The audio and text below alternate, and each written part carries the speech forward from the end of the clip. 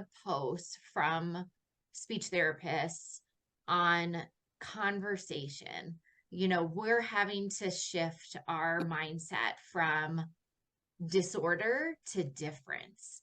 And I've been preaching at every IEP meeting that I've attended about, hey, that's a communication difference. When a student can absolutely have a beautiful conversation on the topic that they enjoy, it's not a disorder, but just because they're not giving eye contact or not wanting to talk about a something that doesn't interest them, all of a sudden they receive services because they don't want to talk about a non-preferred topic. So I know we've got our My Communication Checklist, which is a powerful, powerful tool to identify what the individual wants to work on, which is awesome. But what would that next layer be of how the most respectful way to go about supporting conversation? If the individual does want to learn how to initiate conversation, or say doesn't want to learn how to initiate conversation, where do we go with those goals? And what I've learned from you is that foundation of give and take has to be there. So is that where we start, or what do you see as kind of the hierarchy of how to work on conversation skills with our autistic individuals, that it's a difference, not a disorder? Okay, start with conversation is a two-way method of connecting to each other. It has to be two ways. Unfortunately, a lot of conversation, one becomes a listener, the other becomes the talker. It's not equal. Talking about what's on your mind comes naturally to neurotypicals. In fact, they seek that social connection through conversation. Whereas autistics, when you understand that the oral motor and coordinating the breathing to speak, it requires deliberate effort.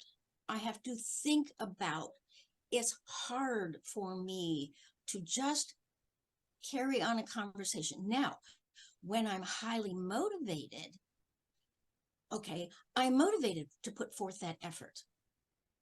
But if the conversation has no interest to me, why do I want to put forth that much effort into something like small talk that it's a perfunctory thing that people do to, as I told my clients, it's like going fishing. They put it out there to see if there's any nibbles. And think of the fact that you should be the fisherman too. I.e., put out feelers to see if people are interested in what you want to talk about. And if they're not, you know what? Go fish somewhere else. Find someone else to talk to. Rather than assume just because someone says, hi, how are you? And you can say everything you want. It's a give and take. You have to think of the other as well as them thinking of you. And they're doing the same thing, to fishing to find out if you're interested. And be aware of the fact that if you're doing all the listening and they're doing all the talking, that's not a conversation. Mm-hmm. And vice versa. Yeah. So pick and choose. This is why people have lots of friends as well as acquaintances, because some people are interested in one aspect that you're interested in, and another is interested in another aspect. And some are not interested in anything that you have. This is where finding things in common and what motivates each of you to carry on a conversation. The mechanics of a conversation are indeed give and take. And I discovered by another occupational therapist, we were driving in a car to a conference, and she would initiate something and then stop and ask me a question, i.e., she was turning it over to me to say, what do you think? So I picked up on the pattern very quickly, and I would respond to her thing and then turn around and ask her a question. That's the kind of give and take you have in a conversation. Ideal. It doesn't always happen, but that is the ideal you're looking for, is that there's a give and take. In other words, you can't be doing all the giving and not give them a chance as well, because then you're the taker instead of the giver. So, And I think that's such an important piece too. I hear from parents, oh, they can make friends and they're social, but they can't maintain friendships. And again, I think that goes back to that give and take, because if they're just taking and they don't give back, they're going to lose that friendship because it isn't reciprocal. So, is your recommendation to literally explain what you just talked about in terms of it has to be give and take, and providing visuals for that, and talking about, I know there's a lot of talk about autistics not understanding or not feeling the emotion necessarily with it. So maybe even talking about the energy levels of when they're having conversation. How would you recommend pairing that emotional piece with give and take in conversation? again, the emotional area of the brain is a separate area from the thinking area. Thinking area is up here, the emotional area is deep inside. And autistics have difficulty shifting and making those connections. They're inconsistent, according to research. So we can't always count on connecting. And again, we don't necessarily read the body language that other people have, the tone of voice, the facial expressions that tell us they're emitting an emotion when they're talking. So we don't always pick it up because that's, again, a motor area that's connected to the emotional area that doesn't always connect.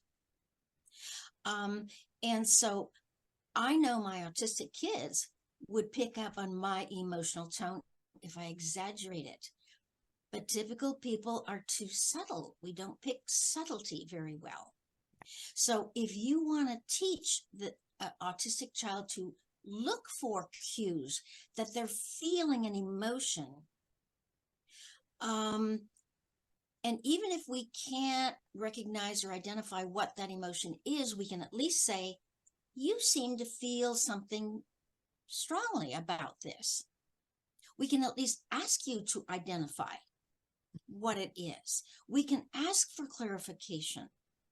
And that assumes that our communication partner is willing to share that, which not all typical people are willing to. But if they're in a closer friendship relationship, they will value being asked how they feel about something. Okay. So if an autistic individual wants to work on some of these skills, you recommend teaching them and providing these concrete examples, again, not trying to fix, but just teaching the non-autistic perspective, which is the best way to teach that communication, right? Talking about why it's difficult for autistics, so the other partner can understand why this is difficult and can actually provide the support that they need. And instead of asking, how do you feel about it? We may not be able to have a label for how we feel at that time, but we certainly know the difference between a good feeling and a not good feeling. I'm feeling bad or I'm feeling glad. Those simple kinds of contrast as a category without getting specific. And you can certainly ask us, are you feeling good about that? Are you feeling kind of bad about that?